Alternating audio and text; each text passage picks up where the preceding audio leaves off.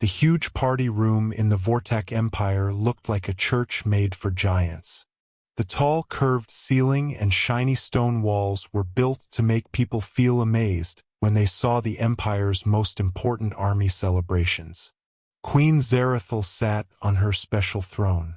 Her skin had scales that sparkled in the bright lights as she got ready to lead the Day of Army Awards. This party celebrated brave soldiers and showed the values that made her people the strongest fighting force in 3 different star areas. Hundreds of tough Vortak soldiers stood in the big room in perfect lines. Their fancy armor shined as they waited to get prizes for their work during the recent border fights that ended with peace talks instead of total war. The soldiers who came today were the best examples of Vortak army skills. Their pointy ears stood straight up as they stayed very still, which is how their people always act during important events. Today we give prizes to those whose bravery shows the best traditions of Vortak army service, Queen Zarathil said. Her voice could be heard clearly through the room's special sound system. Their great work on faraway battlefields shows the strength and honor that makes our civilization's greatest warriors. The human group sat in a special area near the middle of the hall. They were here to show that after the war, old enemies were now working together and respecting each other's fighting abilities after years of conflict. Colonel Sarah Martinez led the human visitors. Her uniform had ribbons that showed she had lots of fighting experience during the same battles that earned prizes for the Vortak warriors being celebrated today. This ceremony is an important way to show we respect each other, Colonel Martinez had explained during their meeting before coming here. Us being here shows that humans recognize Vortak army traditions while building friendship between civilizations that must now work together instead of fight. Sergeant David Chun sat with the younger officers in the human group. His medical badge showed he was a combat doctor whose battlefield work had saved lives on both sides during fights that everyone hoped would never happen again. His trained eyes automatically looked at how the ceremony was set up, noticing the careful attention to rules that showed how Vortak people approached formal events. Next to the royal throne, a fancy carrier held Princess Curl, Queen Zarathil's 6-month-old daughter. Her being there showed the royal family's future while proving that even royal babies took part in military traditions from their earliest days. The baby wore tiny ceremonial clothes that showed her position as heir to an empire built on warrior traditions and military greatness. First prize goes to General Vector of the 3rd Attack Division, Queen Zarathil announced while lifting a crystal medal that caught the hall's lighting with rainbow beauty. His smart leadership during the fight at Kepler Station shows the brilliant planning that won against much stronger enemy forces. General Vector walked toward the throne with careful steps that showed the discipline expected of high-ranking military commanders. His scarred face showed pride at getting recognition from his queen during ceremonies that were the highest point of military achievement. As the queen gave out the first award, Princess Curl began making small noises that meant the baby was starting to get fussy. Queen Zarathil kept her royal calm while looking toward her daughter with the quiet attention that showed motherly worry disguised as ceremonial awareness. Second prize goes to Commander Thelver of the 7th Space Marines. The Queen continued. Her voice stayed steady even though the baby's sounds were getting louder and showed growing upset that needed motherly attention. The ceremony went on with ritual precision as Queen Zarathil gave awards to warriors whose battlefield achievements showed Vortak values. But Princess Curl's sounds got more frequent and urgent with each passing moment. Sergeant Chun noticed what was happening with professional interest. His medical training made him sensitive to signs of baby distress that might need attention beyond simple ceremonial patience. The baby's sounds suggested discomfort that could turn into real crying if not handled properly. The honored warriors gathered here represent our civilization's finest military traditions, Queen Zarathil declared while trying to stay focused on ceremonial duties despite obvious worry for her daughter's increasing agitation. As the formal proceedings continued, Princess Curl's restlessness turned into clear crying that began to echo through the vast ceremonial hall, creating the first disruption in what should have been perfect military pageantry. Princess Curl's crying got stronger with each passing moment. Her baby distress created an atmosphere of uncomfortable tension that threatened to ruin the sacred nature of military ceremony. Queen Zarathil tried to maintain royal calm while reaching toward her daughter's carrier, though the limits of formal proceedings made effective soothing impossible without abandoning her ceremonial duties. Third prize goes to Captain Morgth of the Elite Guard, the Queen announced. Her voice kept the ritual rhythm despite obvious strain from managing two responsibilities that pulled her attention between state duties and motherly instincts. The gathered Vortak warriors stayed in perfect formation despite the growing disruption. Their cultural training prevented them from acknowledging royal difficulty even when seeing genuine struggle. Their silent stillness reflected training that emphasized discipline above comfort, creating an environment where offering help would violate military rules regardless of practical necessity. Captain Morgth approached the throne with measured steps that showed military precision, though his pointy ears twitched slightly in response to the crying that filled the ceremonial hall with sounds that went against the seriousness expected during sacred proceedings. Queen Zarathil lifted the ceremonial medal while trying to maintain eye contact with the recipient, though her attention repeatedly shifted toward Princess Curl, whose distress was becoming impossible to ignore through royal willpower alone.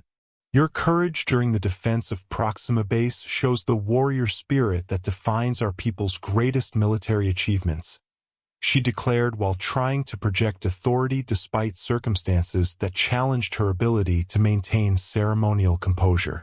The human delegation watched with diplomatic neutrality, though several officers showed obvious discomfort with cultural expectations that prevented anyone from offering help to a clearly struggling mother and increasingly distressed baby.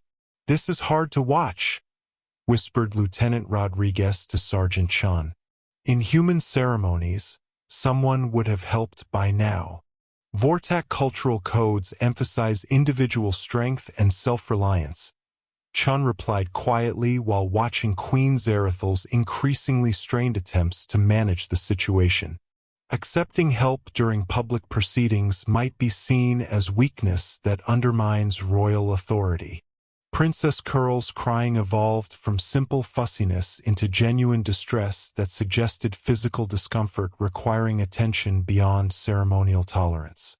Her small voice echoed through the vast hall with urgency that went beyond species differences in parental recognition of infant needs.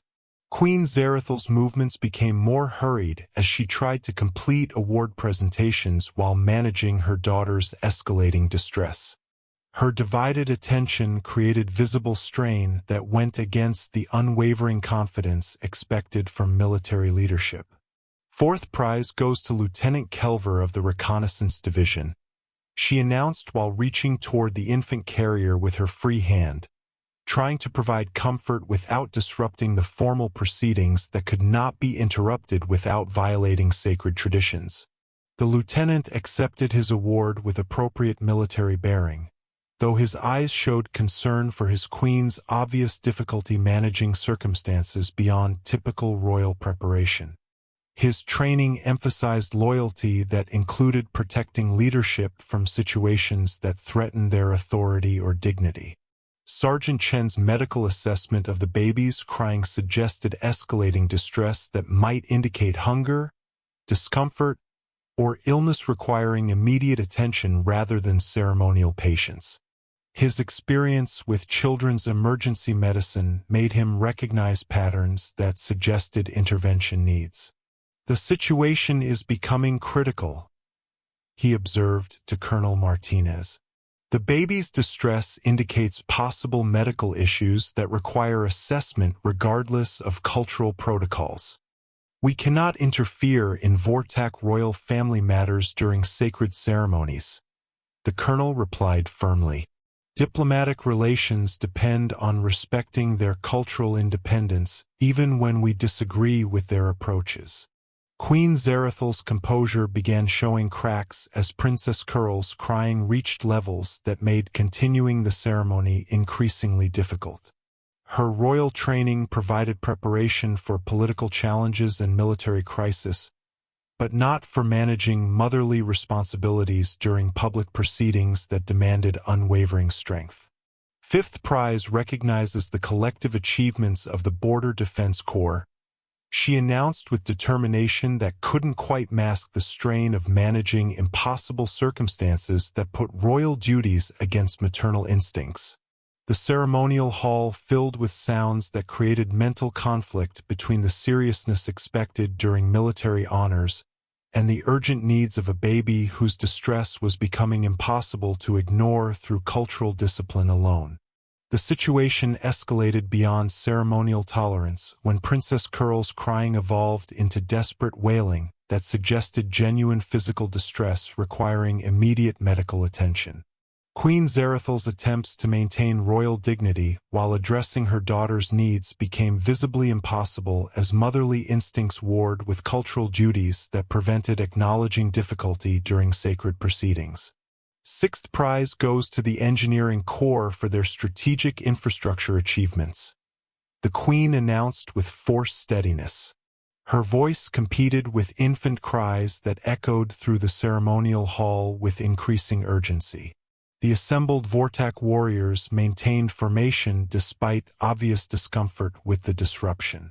Their training prevented them from offering help even when witnessing their queen struggle with circumstances that exceeded royal preparation for managing dual responsibilities. Sergeant Chen's medical assessment indicated that Princess Curl's distress had progressed beyond simple fussiness into patterns that suggested hunger, digestive discomfort, or possible illness requiring professional evaluation.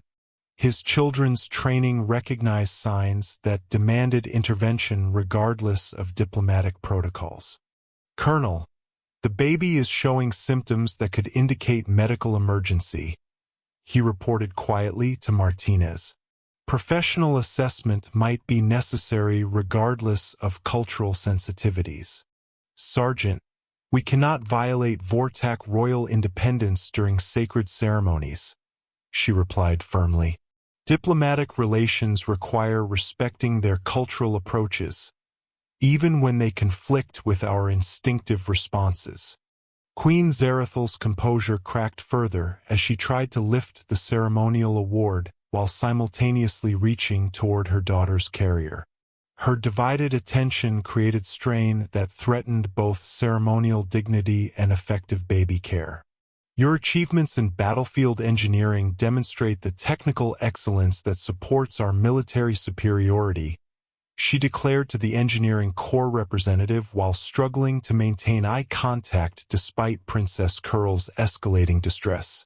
The Vortak cultural advisors positioned around the throne showed increasing concern about the ceremony's disruption and its potential impact on royal authority, though none dared suggest modifications to proceedings that carried sacred significance requiring completion regardless of personal difficulties.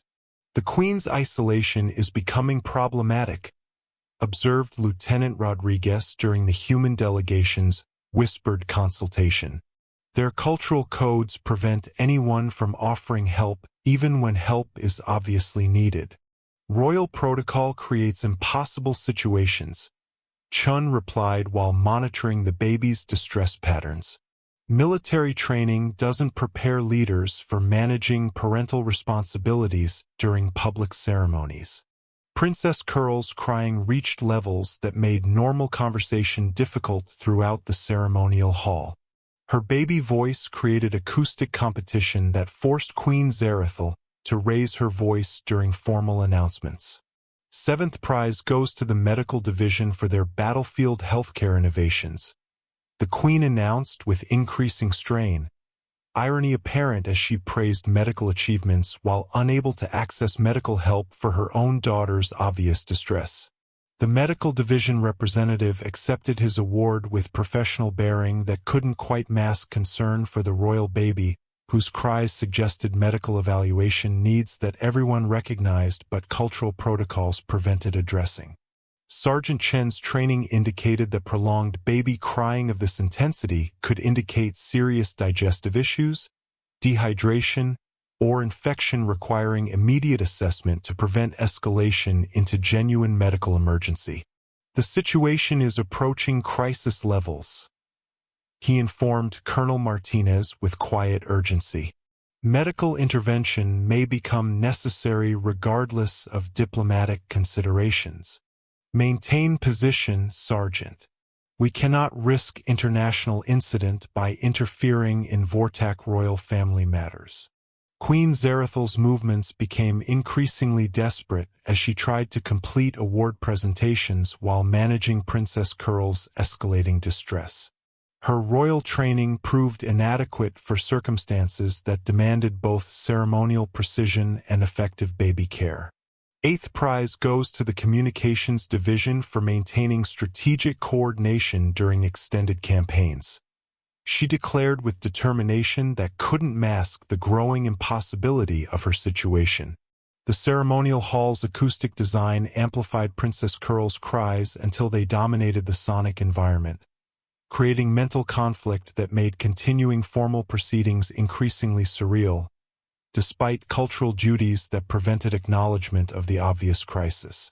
The moment of crisis arrived when Princess Curl's crying escalated to levels that suggested genuine medical emergency. Her baby distress reached intensity that made ceremonial continuation impossible despite cultural duties that demanded royal perseverance. Queen Zarathal's composure finally shattered as motherly instincts overwhelmed protocol training. Her desperate attempts to soothe her daughter while maintaining royal dignity created a situation that went beyond diplomatic observation. Sergeant Chun watched the escalating crisis with medical professional alarm, recognizing that baby distress of this magnitude required immediate intervention regardless of cultural sensitivities or diplomatic consequences. His children's training overrode military protocol as he processed symptoms that suggested urgent medical needs. "Your Majesty," he said while stepping forward from the human delegation section, his voice carrying respectful authority that acknowledged royal status while asserting medical necessity. "May I examine the princess? Her crying suggests distress that might require immediate attention." The ceremonial hall fell into stunned silence as hundreds of Vortak warriors witnessed unprecedented human intervention in royal family matters during sacred proceedings. The boldness of his action created shock that went beyond cultural boundaries, though his obvious medical expertise provided context that transformed inappropriate interference into potential help. Queen Zarathal faced an impossible choice between accepting help from a human soldier or continuing to struggle alone while her daughter suffered. The decision carried implications that extended far beyond immediate medical concerns to include royal authority and interspecies diplomatic relations. You are a medical professional?" she asked with desperate hope that conflicted with royal training about maintaining independence during public proceedings. "Combat medic with children's emergency training, Your Majesty." The princess shows symptoms that suggest digestive distress requiring immediate assessment. Her acceptance came without hesitation as motherly instincts trumped cultural protocols. "Please help her." Chun approached the royal throne with respectful efficiency. His medical manner created calm authority that reassured both queen and baby while demonstrating competence that earned grudging respect from Vortak warriors who valued practical capability above cultural positioning. "May I lift her, Your Majesty?" he asked while assessing Princess Curl's condition through visual examination that indicated classic symptoms of baby colic requiring gentle manipulation and soothing techniques. Queen Zarathal nodded with grateful relief as Chun carefully lifted the crying baby from her ceremonial carrier. His experienced hands immediately provided the secure support that calmed Princess Curl's distress through professional competence combined with genuine compassion. The princess appears to be experiencing digestive discomfort common in babies her age, Chen explained while gently adjusting her position to relieve internal pressure. Simple repositioning and gentle massage should provide relief within minutes. The hall watched in amazement as his intervention succeeded where royal protocols had failed. His competent handling of the baby demonstrated medical skills that went beyond species differences through universal understanding of children's needs. Princess Curl's crying diminished to soft whimpering as Chen's techniques provided relief from digestive distress. His gentle movements and soothing voice created calm that spread throughout the ceremonial hall like physical transformation of the acoustic environment. "She's responding well to treatment," Chun reported while maintaining gentle motion that continued soothing the baby. The distress was caused by gas buildup that required positional adjustment to resolve naturally. Queen Zarathal's reaction to seeing her daughter comforted revealed emotions that royal training usually concealed. Gratitude that went beyond political calculation and recognition that true strength sometimes required accepting help rather than projecting impossible independence. "Sergeant Chen," she said with voice that carried both royal authority and personal appreciation, "your help demonstrates the kind of compassion that goes beyond species differences. Princess Curl responds to your care as if you were family." The transformation of the ceremony from disrupted sacred proceedings into unprecedented demonstration of cooperation created new understanding between civilizations as warriors who had been enemies learned to recognize shared values about protecting those who couldn't protect themselves.